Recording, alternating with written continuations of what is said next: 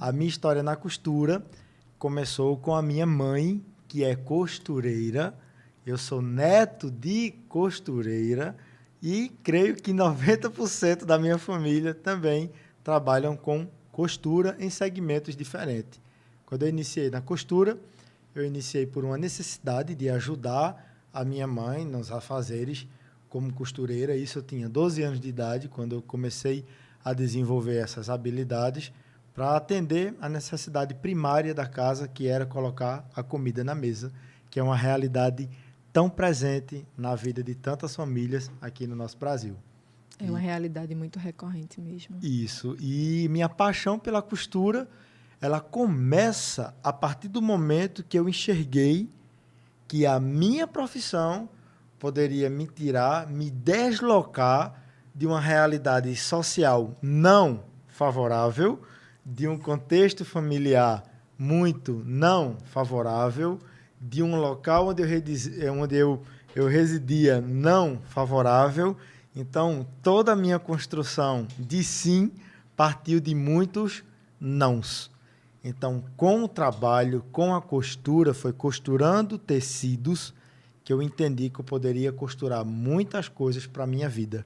Então, quando eu falo da costura, eu falo muito daquilo que eu vivo todos os dias. Eu falo de oportunidade. Sentar na máquina para costurar uma roupa é sentar na máquina para costurar uma nova oportunidade para si próprio.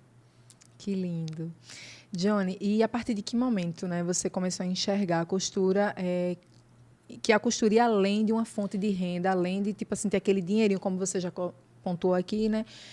Aquela fonte de renda, mas você falando, a gente vê no seu olhar, né, o brilho que ele tem é quando a gente fala, né, da costura, quando você fala.